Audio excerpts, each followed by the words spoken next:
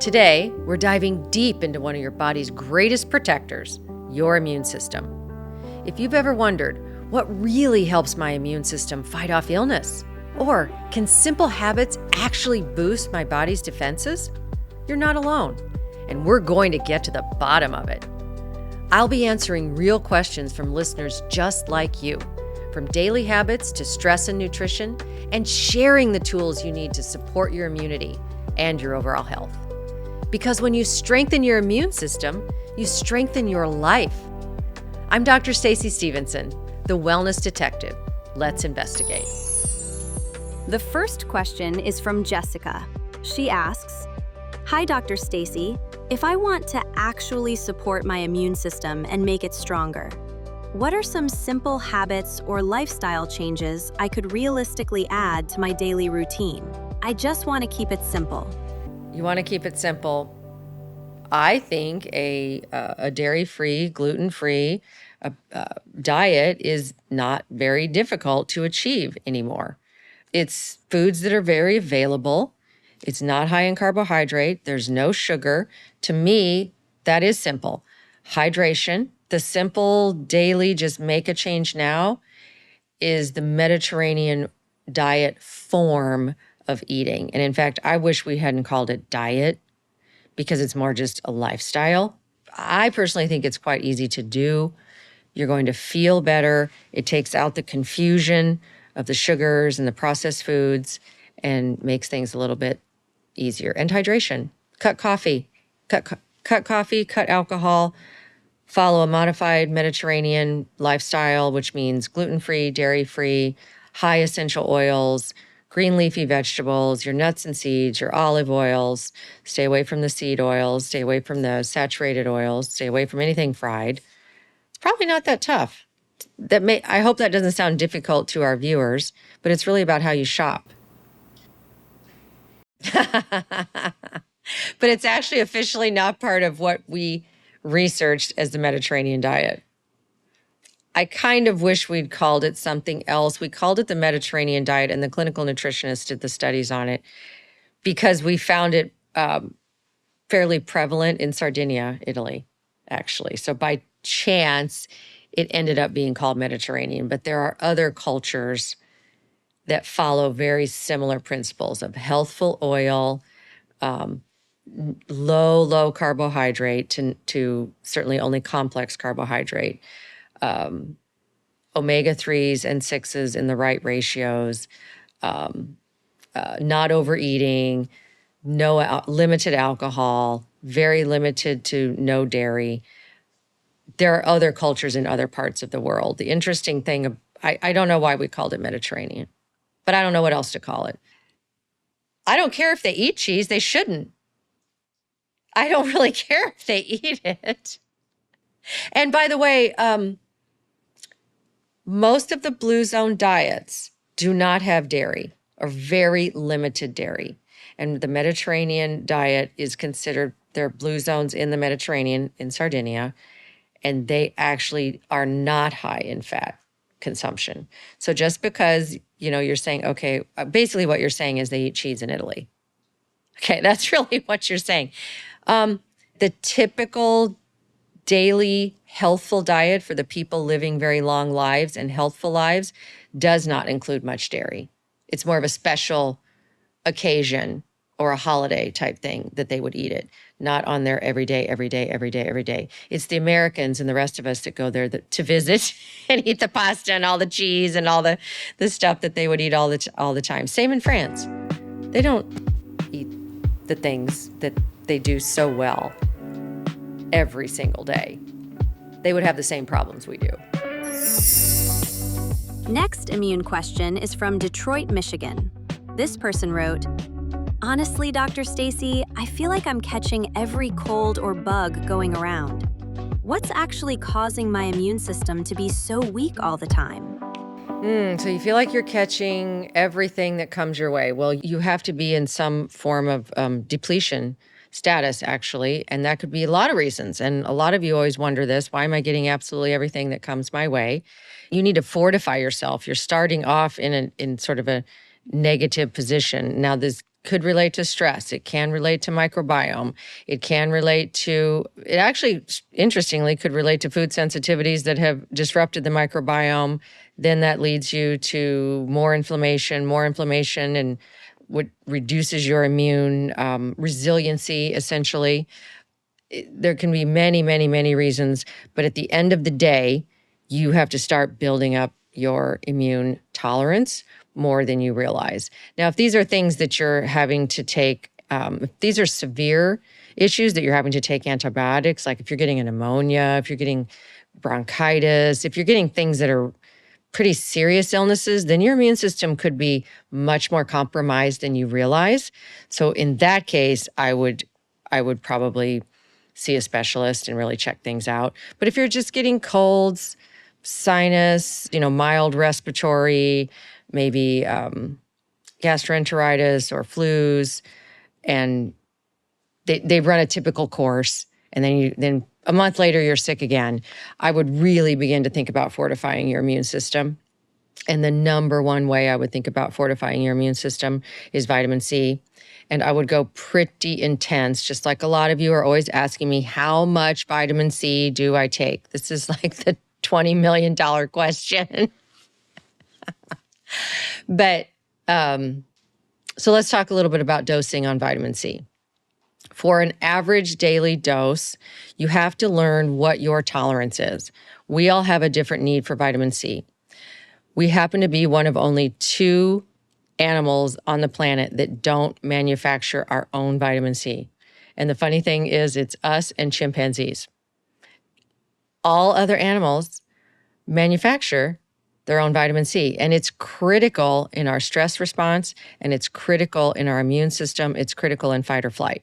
But how much should you take? And that is a tough part, because listen to what I have to do. I actually take 12 to 15,000 per day. That is the upper end of what, like I'm on the tail upper end of what people generally need.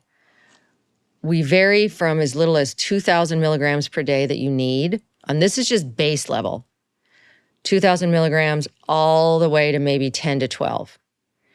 And you don't know where you sit. There isn't a genetic test we can do. There's not some testing there's nothing that we can figure out on what your typical maintenance dose of C is, except to test it this way. And this is how you test it.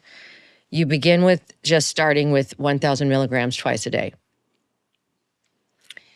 If you notice no side effect, and the only side effect, and this is not a dangerous side effect at all. So remember, vitamin C is not going to kill you.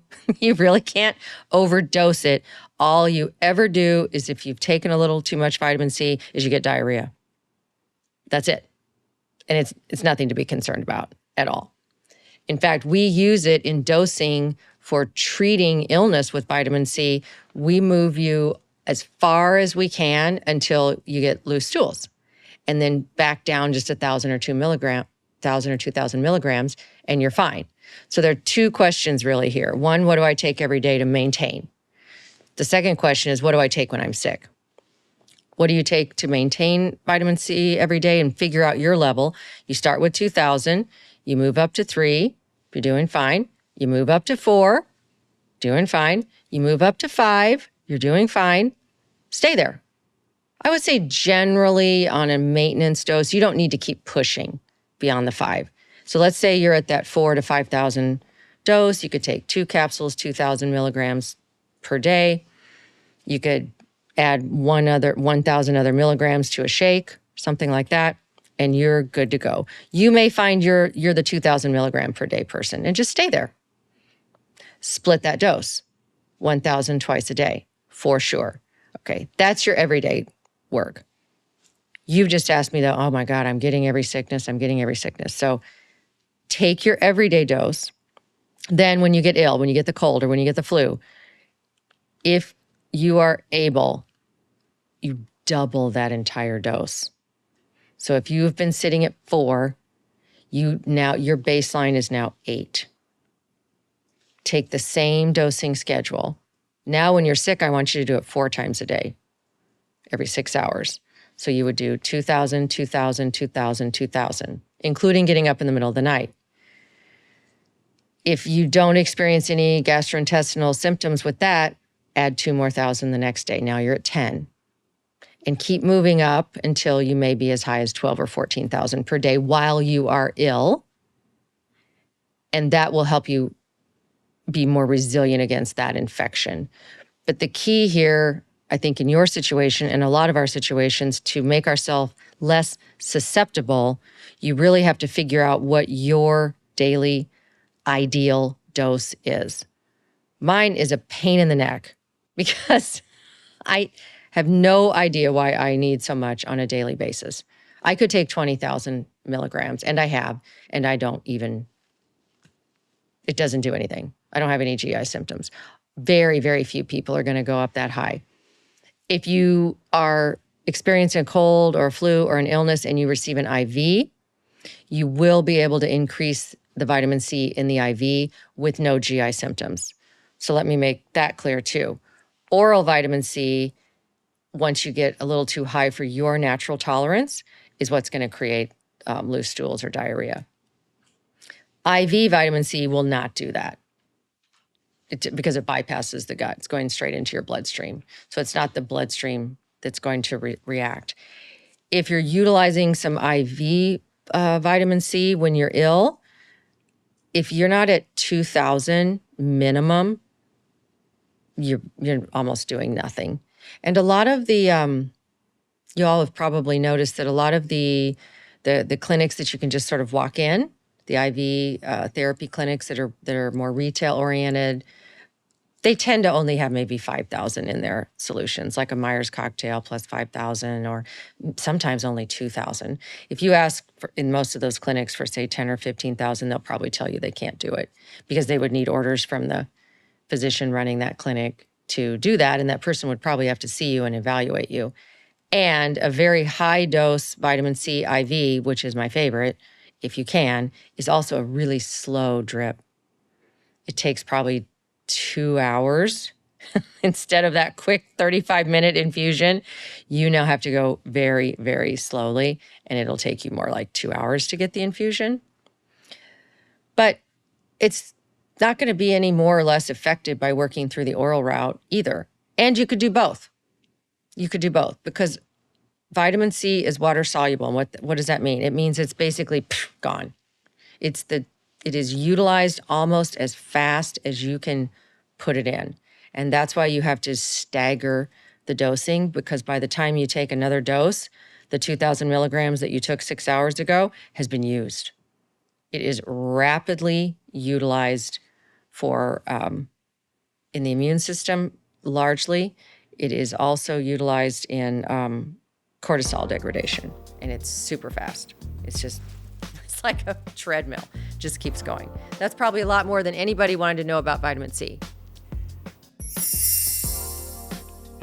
Cindy asks, as a mom, my kids keep picking up all these colds and viruses at school, then bringing them home to me. So how do I flip the script? How do I keep them extra healthy? Don't send them to school. But anyway, I don't know. But I'm kidding. I really do think not sending them to school might be the better idea, but I know that may not be the most popular thing for me to say. That being said, okay, protecting yourself from small children, you are so correct. They bring everything home. My brother brought home he was the one. He was the one in our family that brought every imaginable illness home. Always. I don't think it was ever me because I'm perfect after anyway, but we didn't know then. But what I would do these days is if I had small children, which I do, and if I were sending them to school, which I don't, because I don't want the exposure. But if I were doing that, I would do two really critical things. I would, try to fortify that child's immune system. And how would I do that? I would give them vitamin C and probiotics. So I would fortify their gut, their vitamin C, and I also would make them dairy-free because I would want to lower the inflammatory response and lower the overall load on the immune system. And then I would do the same thing for everybody in the family. Vitamin C to their maximum dose, probiotics, which for the children would be just acidophilus and bifidus. You don't need to get complicated for the kids. Adults could take a more broad spectrum probiotic, which would, of course, be another entire show. And the third thing, vitamin D. I would make sure everybody had maximal vitamin D levels. We forget about vitamin D, and many of you probably do not think about vitamin D as part of your immune system function and your immune defenses, but it is incredibly critical in your immune system and the protection of your gut and in the healing of intestinal hyperpermeability, aka leaky gut. It is just another rapid fire vitamin that just does so much for you. So I would take those 3 for the entire family at maximum dose, get optimal amounts. Honestly, if you want to take another step further, I would test everybody's vitamin D level in the family every year. It's really worth it, because then that gives you a better idea of how to dose. Dosing children is not that difficult because we just dose on their weight, and we dose adults on their weight for vitamin D. But it's still good to get a baseline for everybody, because there are some variables in vitamin D dosing more for adults than kids. And so I would love that everybody got a vitamin D analysis every year. I think it should be one of the most critical every year laboratory tests. I would take a vitamin D serum level for D3. It's D3 specifically, which I know people get confused about because there's D1, D2, and D3. So this is a vitamin D3 serum blood analysis, meaning from your blood. If I could change one routine thing in laboratory medicine where you just got it from your general practitioner, your family practitioner, your pediatrician, it would be a serum vitamin D3 test every year, and then commensurate dosing appropriately for the person. This simple question is from Nancy. You talk a lot about vitamin C and D to stay healthy. What are they and how do they work? Well, vitamin C and D are very different, actually. C is a potent antioxidant, and that means that, you all hear this term free radicals. It's the same as antioxidant. Free radical is more a vernacular term. Antioxidant is the scientific term. Our last question is from Manasquan, New Jersey. Dr. Stacie, probiotics are everywhere now, but I'm not sure if they're actually worth taking to help my immune health. What's your take on that? That's a good one. Everybody wants to know, do I take vitamins with a meal, between a meal, with water, not water? There's a lot of things that go on there. Probiotics, guess what, are much easier than vitamin C as far as when you take it, because guess what? You do not need to take them with a meal. You can take them in between a meal. You could take it in the morning. You could take it before bed. That's another reason I consider them part of the really critical arsenal, is they're easy to consume. You're not going to get a stomach ache. You're not going to feel nauseated like with the B vitamins. The absorption's not going to change much whether you take them with or without food. And there are never going to be side effects with, I should not say never. Anything you ever take could create some reaction, but a side effect means a negative response to a pharmaceutical level substance that you put in your body. The effects of, say, B vitamins that make you a little bit nauseated is really not much of a side effect, and it's pretty containable. Minerals, for example, need to generally be consumed with food.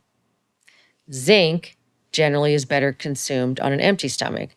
Luckily, probiotics, take it when it's convenient for you and that you will consistently take it.